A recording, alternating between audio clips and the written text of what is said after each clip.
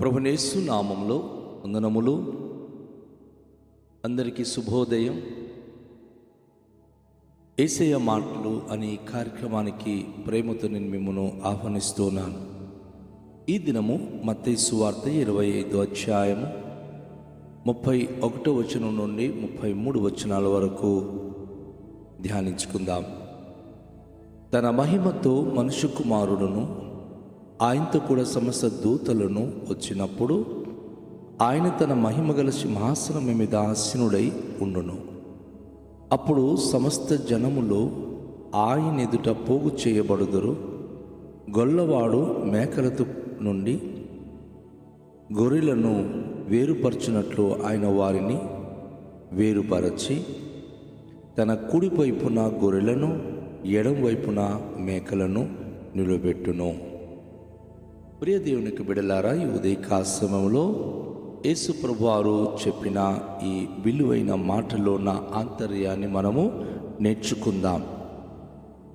ఆయన తన మహిమతో తన పరిశుద్ధ దూతలతో వచ్చినప్పుడు, తన మహిమగల సింహాసనం మీద ఆయన కూర్చొని ఉన్నప్పుడు జరుగుతున్నటువంటి ఒక అద్భుతమైన సన్నివేశాన్ని ప్రభు మనకు వివరించారు. ఈరోజు ప్రభు అయిన యేసుక్రీస్తు వారు తను ఏ విధమైన స్థితిలో ఈ లోకానికి వచ్చారో, ఆయన పుట్టినప్పుడు అనేక మంది జనాంగము ఆయన గురించిన పుట్టుక గురించి ఆశ్చర్యపడ్డారు. పాశ్చాత్య దేశాల నుండి అయితే 3 జ్ఞానులు వెళ్ళి యూదుల రాజుగా పుట్టినవాడు ఎక్కడా, ఆయన నక్షత్రాన్ని చూచి ఆయనను మేము పూజింపవచ్చితిమి అన్నారు. ఈ తూర్పు దేశం నుండి వెళ్ళినటువంటి జ్ఞానులు అడిగిన ప్రశ్నలకు రాజైన హేరోదు, యెరూషలేము మందలి అనేక మంది శాస్త్రులేమి జ్ఞానులనేమి కలవరపడ్డారు. కానీ పుట్టింది ప్రభు అయిన యేసుక్రీస్తు పశుల పాకలో సామాన్యమైన ఒక పేద ఇంట్లో ఆయన జన్మించారు. కానీ ఆయన నక్షత్రం వారికి ఏమి తెలియచేసింది అంటే, పరిశోధకులకు ఆయన యూదులకు రాజు అని తెలియచేసింది. అయితే పుట్టుకలో ఆయన రాజుగా జ్ఞానులు వెళ్ళి తనను సందర్శించారు. లోకమైతే ఆయన పశువుల తొట్టిలో పుట్టిన బాలుడుగానే వారి మనసులో తనను విశ్వసించక ఒక సామాన్యమైన వడ్లవాని కుమారుడుగానే విడిచిపెట్టారు. ఆయన 33.5 సంవత్సరాలు లోకంలో సంచరించి పరిచర్య చేసినప్పుడు ఎన్నో మార్లు నేను గొర్రెలకు మంచి కాపరి ఏ విధంగా అయితే గొర్రెల మందలను సమకూర్చునో, నేను ఆ రీతిగా నశించిపోతున్న మానవాళిని రక్షించడానికి సమకూర్చడానికి లోకానికి వచ్చి ఉన్నానని ఆయన తన రక్షణ విధానమును గురించి వివరించి తెలియజేశారు. అయినను ప్రజలు తన దగ్గరికి వచ్చి తన యందు విశ్వాసం ఉంచి నమ్మకత్వంగా జీవించలేకపోయారు. కష్టాలు తీర్చుకోవడానికి వచ్చారు. ఆహారము లేనప్పుడు ఆయన యొద్దకు వచ్చారు. మరణించినప్పుడు ఆయనను పిలిచి ఆయన ద్వారా బాగుపడ్డారు. కానీ కడవరకు తన యందు విశ్వాసమైతే ఉంచలేకపోయారు. అయితే ఈ లోకంలో ఆయన ఉన్నంత కాలము, తన జీవితకాలం అంతా కూడాను దేవుని రాజ్యం గురించిన బోధన బోధించి మారు మనసు, రక్షణ, పరలోక రాజ్యము సమీపిస్తుందని వివరించుకుంటూ వెళ్ళారు. ఈరోజు మనం చూస్తున్నప్పుడు ఆయన నిశ్చయంగా 2వ రాకడలో రాబోతున్నాడు. ఆయన తన మహిమగల రాకడలో తన దూతలను కూడా తీసుకుని వచ్చినప్పుడు మహిమగల సింహాసనం మీద ఆయన ఆసీనుడై ఉండబోతున్నాడు. అప్పుడు ఆయన ఏం చేయబోతున్నాడు అంటే, ఆ మహిమగల సింహాసనం మీద కూర్చుండి ఉండి తన దూతలకు ఆజ్ఞాపించినందుకు దేవదూతలు భూమి మీద ఉన్న భక్తజనాంగం అందరినీ కూడా పోగు చేయబోతున్నారు. సమస్త జనములు ఆయన ఎదుట పోగు చేయబడుదురు. గొల్లవాడు మేకలలో నుండి గొర్రెలను వేరుపరచునట్లు ఆయన వారిని వేరుపరచబోతున్నాడు. నా ప్రియ దేవునికి విడలారా, ఇది చాలా చాలా ప్రాముఖ్యమైన విషయం. యేసును ఈరోజు చాలామంది సామాన్యమైన ఏదో అందరి దేవుళ్ళలో ఒక దేవుడు అని, లేకపోతే అందరిలో ఒకరు అని, ఆయన ఒక గొప్ప భక్తుడని విభిన్నమైన రూపముతో విభిన్నమైన నామధేయముతో పిలుస్తూ ఉన్నారు. కానీ ఆయన మనం అనుకున్నంత అంతటి స్థితి లేక అలాంటి సామాన్యుడు కాడు. అసామాన్యుడైన వాడు మానవ రూపము దాల్చి భూలోకానికి వచ్చిన మాత్రాన ఆయన మనిషి అయితే కాడు, మనిషి కుమారుడైతే కాడు. ఎందుకు అంటే పుట్టుకలోనే గబ్రియేలు దేవదూత తెలియచేసింది, ఆయన సర్వోన్నతుడైన దేవుని కుమారుడు. ఆయన సర్వోన్నతుడిని దేవుని కుమారుడు అనబడును. మనమందరము మానవులము, కానీ ఆయన సర్వోన్నతుడైన దేవుని అద్వితీయ కుమారుడు. ఆయన సజీవము కలిగిన దేవుని యొక్క కుమారుడైన క్రీస్తు. ఆయన వచ్చినప్పుడు పరిస్థితులన్నీ కూడా మారిపోబోతుంది. ప్రపంచమంతట్లో ఉన్న సమస్త జనములు ఆయన ఎదుట పోగు చేయబడుదురు. ఈరోజు చర్చికి రండి, వాక్యం వినండి, ప్రార్థన చేయండి అంటే క్రైస్తులే వెళ్తారు, మేము వెళ్ళము అంటున్నారు. ఈ మాట వింటున్న నా ప్రియ సహోదరి సహోదరుడా, యేసు ప్రభువారు క్రైస్తులకి దేవుడు కాదు. క్రీస్తును నమ్ముకున్న వారు క్రైస్తులని పేరు పెట్టి పిలువబడుతున్నారే కానీ యేసు ప్రభువారు సర్వలోకానికి దేవుడు. యేసు ప్రభువారి ద్వారానే సమస్తము కలిగినవి. ఆయన లేకుండా ఏది కలగలేదు.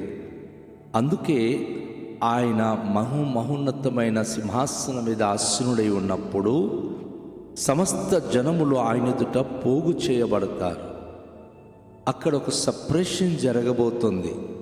అక్కడ ఒక ప్రత్యేకమైన వేరుపరచడం అనేది జరగబోతుంది. ఏమిటి అది అంటే, గొల్లవాడు మేకలను ఏ విధంగా అయితే వేరుపరచునో, మేకలకును గొర్రెలకును వేరే విధమైన దొడ్లలో వారు పోషిస్తూ ఉంటారో, ఇక్కడ ప్రపంచంలో ఉన్నటువంటి భక్త జనాంగంలోనూ కూడా వేరే స్థానములు కలవు. ఒక పదం మనము తరచుగా వింటూ ఉంటాం. ఏమిటంటే, అందరూ చచ్చిన తర్వాత వెళ్ళేది ఆ ఒక్క చోటికే.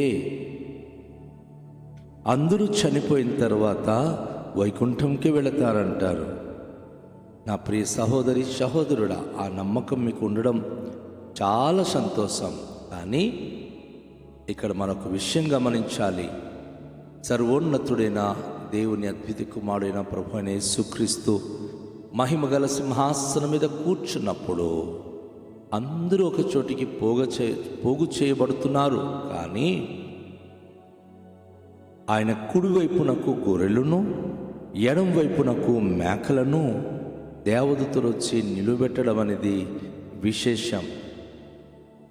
ఈ కుడి ఎడము వైపు నిలబెట్టబోతున్నటువంటి గొర్రెలనునేమి మేకలనునేమి వాటికి ఒక ప్రత్యేకమైన చరిత్ర లేక ప్రత్యేకమైనటువంటి తీర్పు అనేది జరగబోతున్నట్లు యేసు ప్రభువారు తన సందేశం ద్వారా తెలియచేస్తూ ఉన్నారు. సాధారణంగా మనకు మంచి చేసే వ్యక్తులను మనం కుడి ప్రక్కన పెట్టుకొని కుడి చేతితో దీవించి కుడి చేతితో వారిని మనం ఆలింగనం చేసి ఆదరిస్తూ ఉంటాం. కుడి చేయి ఆశీర్వాదానికి సూచన. కుడివైపు గొర్రెలను ఆయన పోగు చేస్తున్నాడు. ఇకపోతే ఎడం వైపు అనేది అది ఆ ఎడమ చేయి మనదే కావచ్చు, కానీ దాన ధర్మాలు చేసినప్పుడు కుడి చేయి ఇచ్చినది చేసినది ఎడమ చేయికి తెలవకూడదు అని యేసుప్రభు వారు తెలియచేశారు. కుడికి ఎడమకు తేడా ఏమిటి అంటే, కుడి చేయి ఒక గౌరవానికి సూచన, ఎడమ చేయి అది అగౌరవము, ఒకవేళ శాపకరమైన స్థితికి సూచన. సాధారణంగా మన పిల్లలు కనుక ఎవరికైనా నీళ్ళు ఇచ్చినా లేక ఏదైనా వస్తువులు ఇస్తున్నా ఎడమ చేతితో అందిస్తే తప్పు అని మనం వారికి మందలిస్తాం. ఎడమ చేతితో ఏది ఇవ్వకూడదు, మంచిది కాదు, కుడి చేతితోనే మాత్రము ఇవ్వాలి అని వారికి చక్కటి పాఠాన్ని నేర్పిస్తూ ఉంటాం. కనుక యేసు ప్రభు వారు సింహాసనం మీద కూర్చున్నప్పుడు తన కుడివైపునకు గొర్రెలను ఎడమ వైపునకు మేకలను నిలువబెట్టడం అనేది ఒక అద్భుతమైన సన్నివేశాలు. అది గొర్రెలు ఎవరికి సాదృశ్యము అంటే, విధేయత కలిగి లోబడి నీతిమంతులుగా పెద్దలకు గౌరవించి ప్రభుకు విశ్వాసం కలిగి ప్రభు స్వరాన్ని వింటున్నవారు గొర్రె పిల్లలు లేక గొర్రెలను పోలినవారు. మేకలు ఎవరు అంటే, పెద్దలను గౌరవించక దేవుని మాటలకు లోబడక తమ ఇష్టానుసారంగా తమకు నచ్చినట్లుగా జీవించేవారు మేకలను పోలినవారు. మేకలు ఎప్పుడు కూడాను విధేయత కలిగి ఉండదు, దురాశ జీవులు. మేకలు అనేకసార్లు గొర్రె కాపరి యొక్క దుడ్డుకరతో దెబ్బలు తింటూ ఉంటుంది. అనీతిమంతులైన వారు, ఈ లోకపు దురాశలో పడిన వారు అనేక మారులు అనేక సార్లు వారి జీవితాలలో అనేకమైన పనిష్మెంట్ పొందుతూ ఉంటారు. దురాశ ఎప్పటికీ కూడా దుఃఖానికి చేటు. అయితే నీతిమంతులైన వారు దేవుడిపైన ఆధారపడి జీవిస్తూ ఉంటారు. కనుక తన పరిశుద్ధమైన మహిమగల సింహాసనం మీద కూర్చున్నప్పుడు కుడివైపు గొర్రెలను ఎడమ వైపు మేకలను నిలబెట్టి ఆయన ఏ విధంగా తీర్పు తీర్చబోతున్నాడో దాని గురించి ప్రభు తెలియచేస్తూ ఉన్నాడు. రండి, మనము ఎడమ వైపు వెళ్ళిపోయే మేకల్లా కాకుండా కుడివైపు నిలిచే గొర్రెల వల్లే ఉండడానికి ప్రార్థించుదాం. మిక్కిలి దయగల పరలోకపు తండ్రి, ఈ ఉదయకాల సమయంలో మీరు మాతో మాట్లాడిన మాటల కొరకు కృతజ్ఞతలు చెల్లిస్తున్నాం.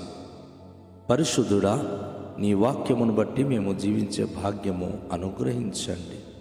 మీ అందే నిరీక్షణ కలిగి జీవించే ధన్యత దయచేయండి. ఈ లోకంలో జీవిస్తున్నప్పుడు మేకల వలె కాక గొర్రెల వలె మీ స్వరము వింటూ మీరు చెప్పింది చేస్తూ నీతిమంతులుగా మేము జీవించే భాగ్యము అనుగ్రహించండి. అవిధేయత కాకుండా విధేయత కలిగిన మనస్సు మాకు అనుగ్రహించుమని యేసు నామములో ప్రార్థిస్తున్నాము తండ్రి, ఆమేన్. అందరికీ షాలోం. ప్రభు మనను దీవించునుగాక.